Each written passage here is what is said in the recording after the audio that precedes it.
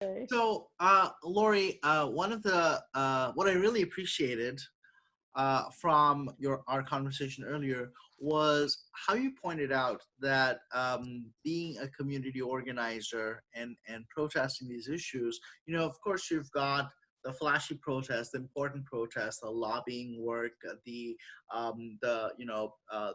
candlelight vigil that DJJ did, of course, in 2018, I think, or 17. But in addition to that, there's also the background work, right? The bylaws, the unsexy work, so to speak. Um, of the work that you've been a part of, Hmm. what do you think has been the most meaningful personally for you?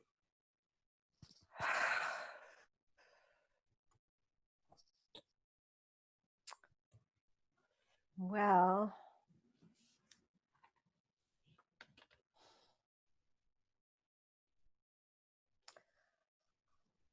personally, okay.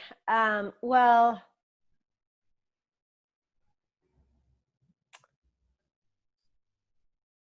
oh, I wish I'd thought about that before we got Whatever onto this comes out of call. the top of your head, right? Yeah, I Don't mean, worry about it's that. okay. I think that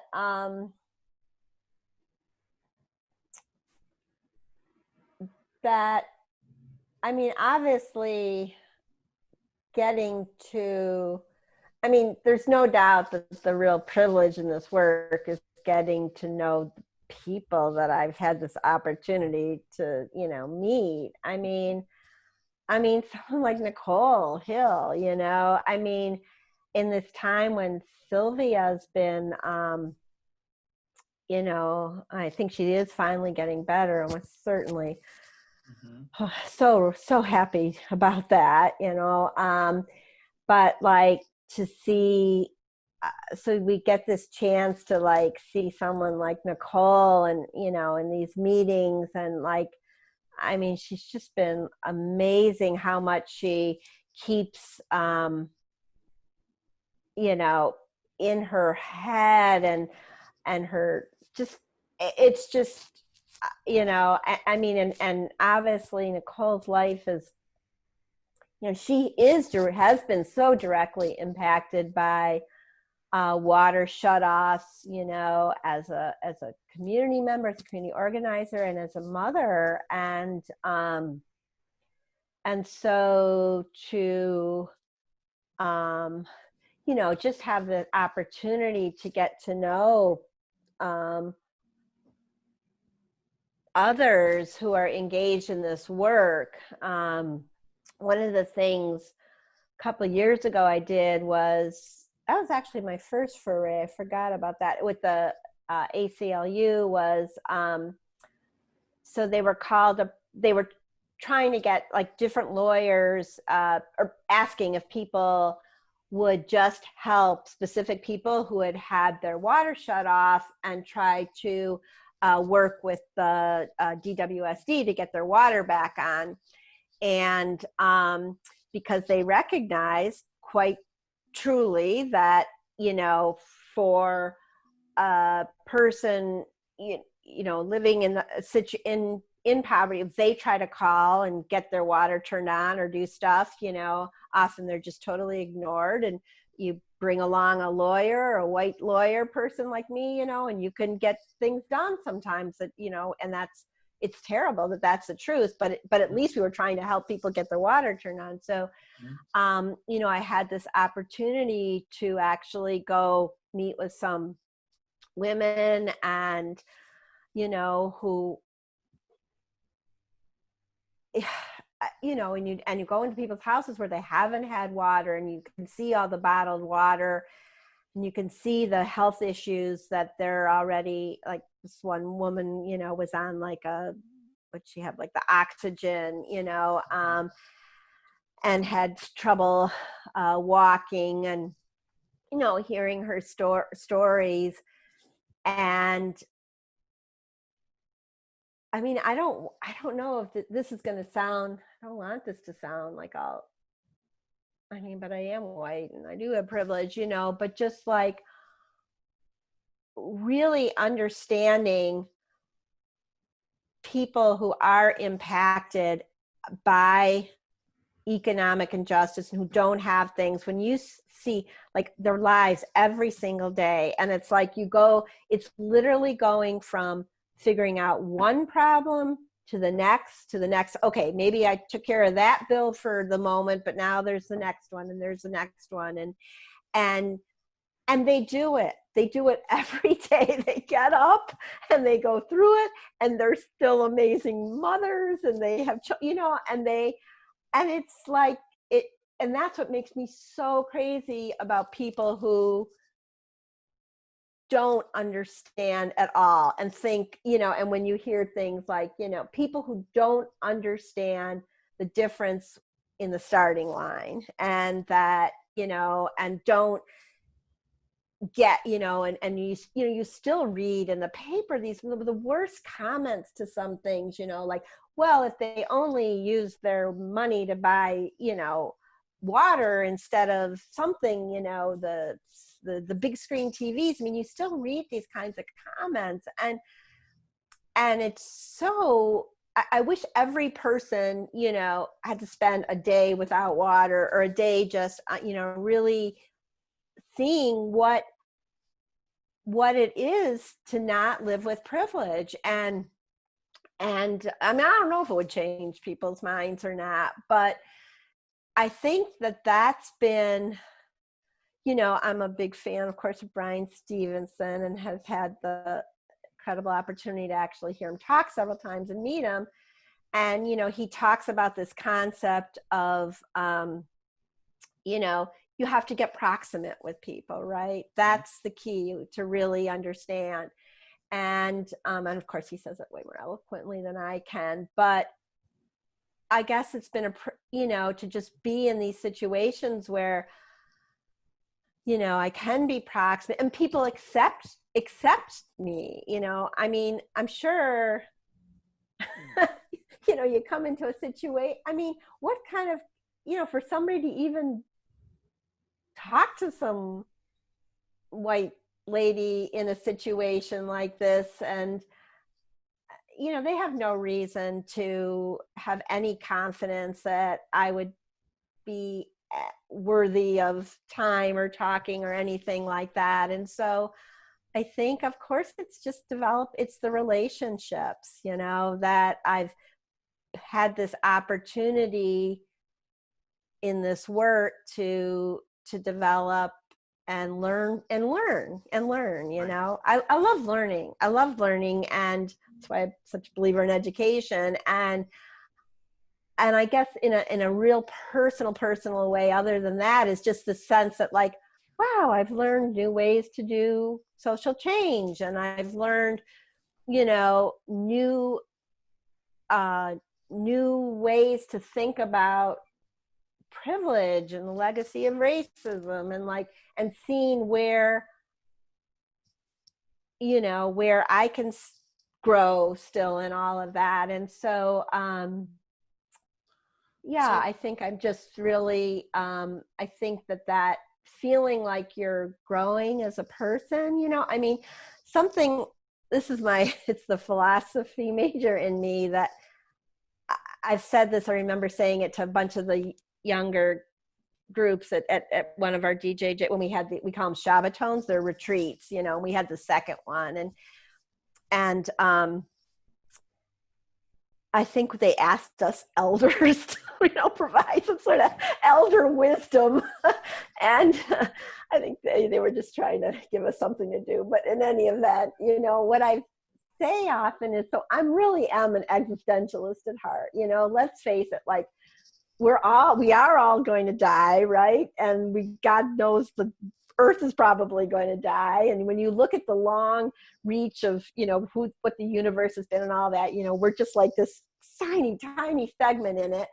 And what does any of this matter? But the point is that, so that gives you the freedom, right, to decide, well, I'm going to decide then why am I here? What's the purpose? What's the meaning for me? And so, and so it, you know, I forgot where I was going with this, but like, you know, it was just that we have that ability. And so for me, like, the meaning that, you know, I mean, is it going to matter in the long scheme of the universe if the world is more just when I die than it was, you know, when I came into it? I mean, in some ways it won't, but that doesn't matter, right? Because I can decide whatever this thing, life thing is, that's what it's going to mean to me, and that's how I want to conduct it. And you create your own meaning, and that's what I've attempted to tell the kids. Yeah. Oh, So if I oh if I God. can jump in over here, Please do. because you know, Rescue me. I think you I love that you raised the issue of privilege, Mm-hmm. and I think that's really important as well. And you talked about your privilege, as a white suburban lawyer, and you know, we're grappling with many of those similar issues of privilege as well. You know, as a South Asian academic, also living in the suburbs. Um, and so this is the issue of privilege is something that, you know, many of us who are working and collaborating with organizers on the front line and community residents are, of course, dealing with. But this is also an issue that I know your organization and with Detroit Jews for Justice has been Right. really focusing on, especially with the canvassing effort that you guys were Mm-hmm. doing in Oakland County. Could you maybe tell us a little bit about maybe some of that work and what that goal was in terms of, you were canvassing people in Oakland County to learn about what Mm-hmm.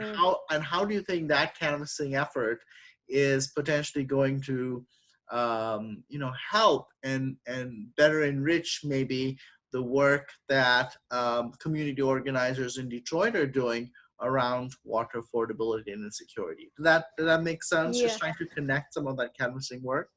Yeah. I mean, I'm not sure, you might be thinking of something that I'm not. I mean, I know that we did do a actual canvassing effort on a certain day where we went to people's houses just to sort of see what people knew, you know, if they even heard about, you know, water shutoffs and sort of where was it, you know, in their things. So we spent a day, and we did that work with, I remember with, you know, Cindy Roper was there from NRDC, again, another powerful water warrior. And then I also, Sylvia and I went to like they had these focus groups too, where because they were trying to figure, oh yeah, you know, this part of the idea was like, what should be, if we were going to have like a public service, whatever you call them, campaigns, you know, what are the things we should say that will actually, you know, impact people's Mm-hmm. thinking. Mm-hmm. So I went to some focus groups around that, and we did do this campaigning day. And then the other things that we've done you know, what we've really tried to do, I think, at DJJ, and I haven't been as much a part of that work because I've been doing other things, is just educating, you know, Jewish people in the suburbs about these issues. And I think the most successful ways they've done that is through when they've had these, you know, forums and I've been to a couple of those, you know, at various synagogues. I think that's been really good work. I haven't really played a role in planning any of that. I've just, you know, been able to attend that. And, you know, I think that what happens with those kinds of things is like, and the same thing when we canvassed that day. I mean, most people, it's true, when we went to most people's houses, people were like, what water problems? You know, people don't know. People in the suburbs, they probably don't even know what they pay for their water because it's such a small amount, and such a small amount relative to their income. But there is water insecurity in Oakland County. I mean, that's something people don't know. Like in, you know, Pontiac and other places, there definitely is people who live with water insecurity. But again, people just don't don't know. But so I guess you have to hope that with those canvassing, and certainly with these educational times when we go and do these panels and things, that, usually people will ask questions. There's going to be some people who are like, okay, at least now, maybe the next time they read something in the paper, they'll Mm-hmm. read it a little differently. And then there is going to be the one or the two people that really, feel. That's like Randy, one of my friends in the water work. She was at one of those panels, and she was like, she had just recently moved here and was definitely a social justice-y type person, but she was like, this is horrible, and she became, really engaged and a leader in it. So I don't know if I'm So, answering your no, question, but you are absolutely. And as a follow-up question to that, um, why do you I think correctly highlighted that a lot of people don't know about the water insecurity that's often happening, in their own communities or just a few short miles away. There's a lot of misinformation around that as well. So, one follow-up question is, why do you think that's the case? Why do you think people don't know about all of this stuff going on? And the second question that, that to help you along that is, um, what would, what would really enable them to learn more and be a part of this conversation more, like your friend? What really spoke to her? Was there some aspect of that panel or that conversation that really resonated with her that you think would resonate more with people who have, largely been ignorant of these issues? well, I mean, obviously that's a $64,000 question, right? We've been in meetings together where we've tried to figure out, how do we get people to care about this? So I think that there's a variety of things. I think that there's like, there's going to be people like Rondi who are going to get involved because they actually care. I mean, they're struck by the inhumanity of it, and they believe. You think about what water, you can't live without water. Water is a human right. There are going to be people who see it like that. Then there's going to be other people who, unless there is some sort of direct, um, they feel some sort of direct impact, Mhm. by this. It hurts, that person or their family, or, and they're just not going to care about this. And so that's why, and I think, well, fortunately, you know, the fact that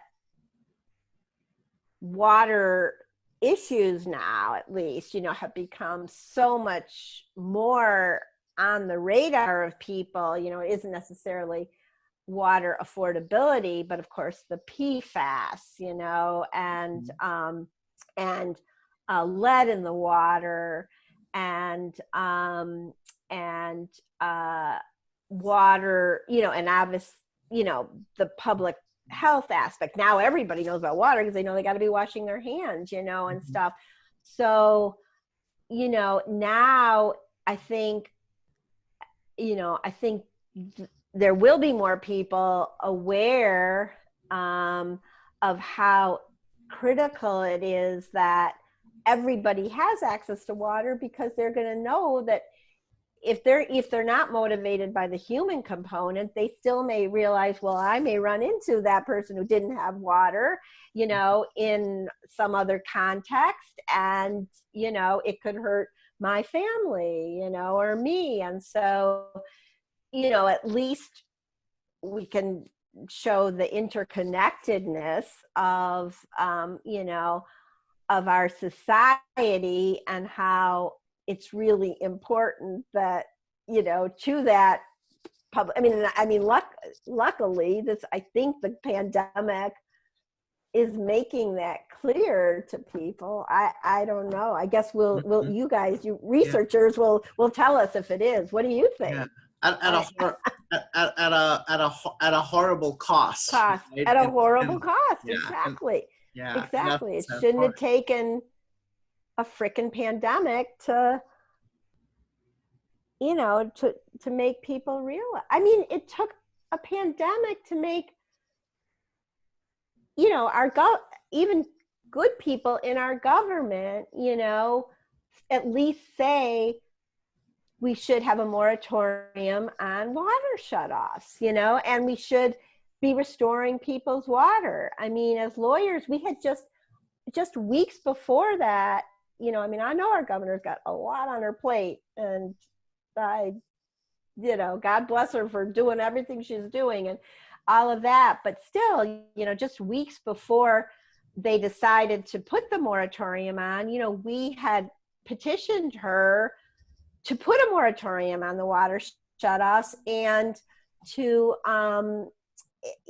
because it was a public health emergency, and to use her to do exactly what she did weeks later. But even at that point, because the pandemic yet wasn't here enough, they said no. They said it didn't rise to that level yet, and it was like, and then it was like whatever, it was a week later, 10 days later or something, So hallelujah that they recognize it, but it should not have taken this to get our officials to see this relationship, and to realize, and again, there's plenty that still, as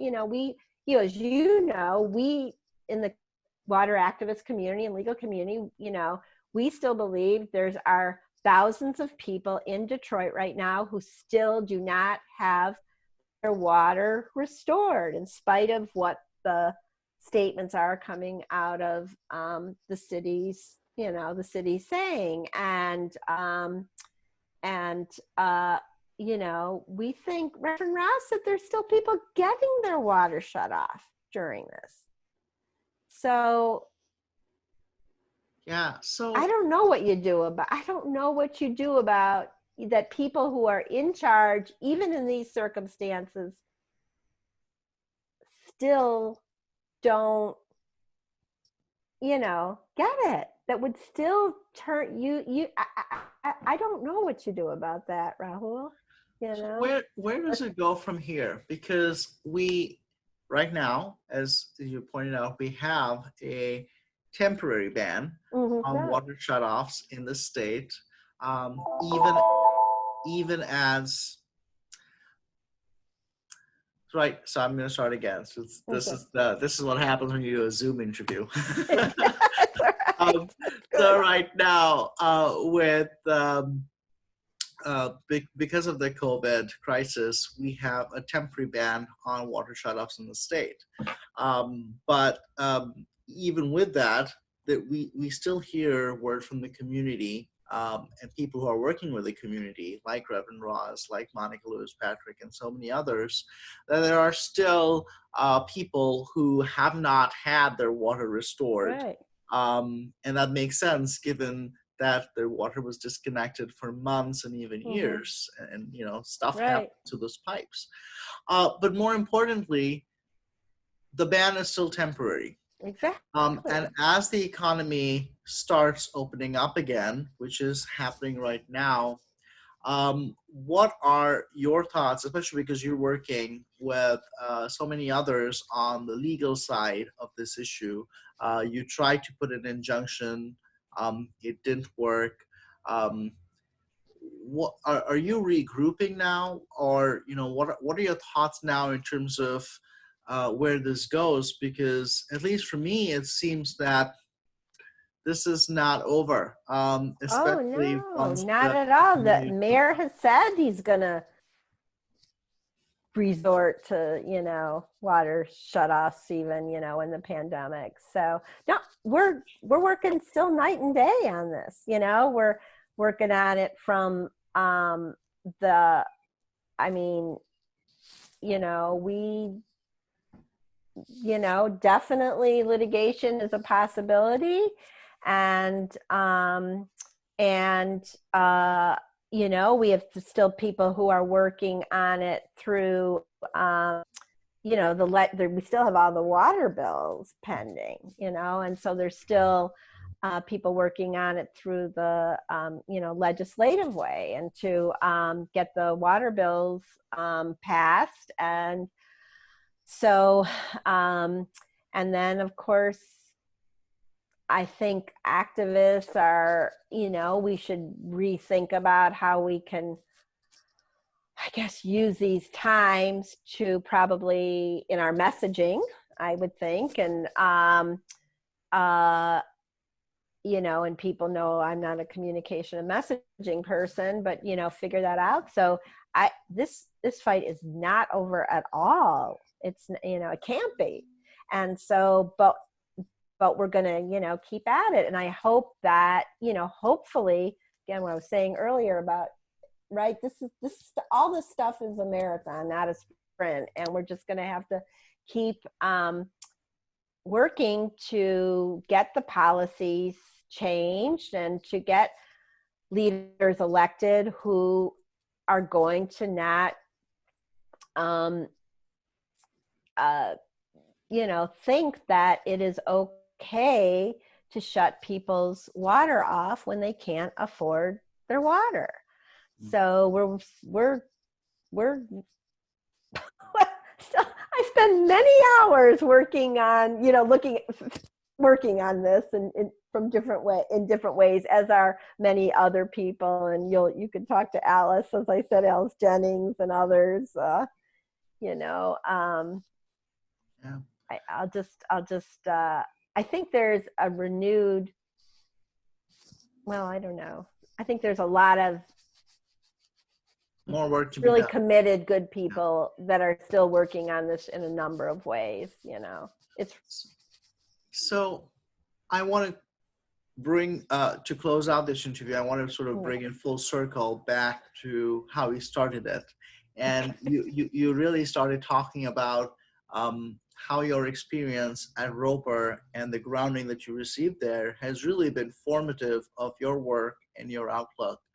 And we're seeing, and we have seen, and we are still seeing right now, how water insecurity, whether it's in terms of affordability problems or flooding problems or fears of lead and copper contamination in the public schools about a year ago, which seems to have been abated right now, this affects children in a big way. And we don't necessarily hear about that as much, right?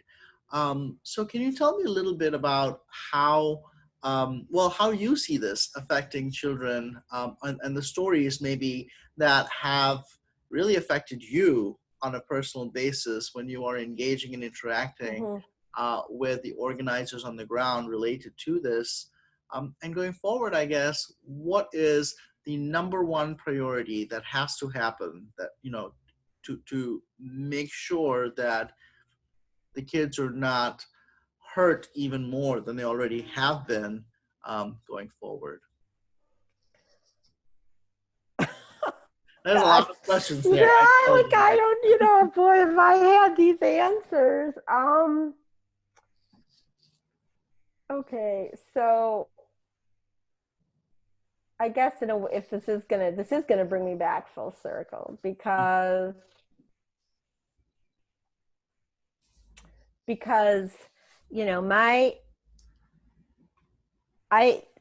back to education. I mean, personally, I think we need an education revolution in this country. I think we need to, our education is so wrapped around the notion, like you hear people all the time talking about, that, as we look at, the jobs of the future and Michigan's needs, and we have to make sure the kids are learning for, so that they can get those jobs. And it's, education is so much put in the lens of we're creating worker bees, you know, for this capitalist economy. And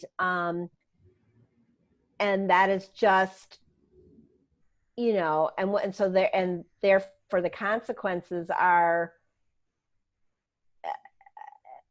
I mean, the consequences are around us for, you know, and that's true. And that's not just true in our big urban public schools. It's true in, you know, and we see it in other, you know, even our suburban schools and things. And so I think that when we look at these issues, right, when we look at, right, at the water insecurity and how it is related to, you know, what's going on our earth, and how, you know, what goes on here, it also impacts, you know, what is happening in, you know, China, and with energy, and, you know, an environment generally, and how inequality and income inequality plays into all that. When we look at these big connected, totally connected issues, and the pandemic, it's all in it, you know, the pandemic is like, it's just like, all these issues are just like magnified in that. And, you know, if anything, it shows that how much we need children to be, you know, nurtured and educated in ways that they, you know, can live and create a better world. I mean, because we've so, am I allowed to swear on this? You know, we've Yes, fucked you it are. up for these kids. Uh-huh. You know, we fucked it up royally for these children. And and so, you know, so these, we need, you know, the kids should be learn, you know, thinking about the instead of like, I don't know, whatever the daily lesson is, it's mandated by the curriculum, you know, all minds. But, you know, and this is why we say, you know, all minds, no matter what their ability are, right, they should be, you know, thinking about how this pandemic affects them and their lives and their friends' lives and their family lives, and learning, you know, all the stuff we talk about, critical thinking and problem solving and all of that. And like, so our education has to be, you know, we have to change what it is we're doing with children's minds, and understand too that it's not just their minds, it's their hearts and their social emotional. I mean, we have like, you know, I think now we're going to have a whole generation of kids that are living under, you know, that were traumatized. And you wonder, like, you see the lens through which kids are seeing what's happening here now, you know, and like, and how that's going to impact who, you know, who they are as they grow up, and you know, what's important to them, and how safe they feel, and what they believe they can do and what they believe they can't do, and all of that, you know. And so like, I just think that that, like, what was your question, was what's the, you know, Number what's one the thing. solution? The Yeah. solution is, I mean, I do think things come back to, you know, how we decide. We have to look at this, our children, and reckon the children are the future, and treat them with respect, find out, you know, how they're feeling, and you know, and treat that with respect. Don't try to make them into little worker bees. And, you know, and when you get that, and then I think that by treating them like that and educating them with their needs in mind, that they then will grow into caring global citizens who, um, you know, will attend to all these issues that we see, and will also know how to, you know, move this along. So I think that, you know, but do I think it's going to happen? Let's end it Okay. there. Yeah. I did have like a last line, but I was gonna put there, but we'll end it there. But Thank you. thank you so God much bless you. for your Thank help. I you. I really will. do. Okay,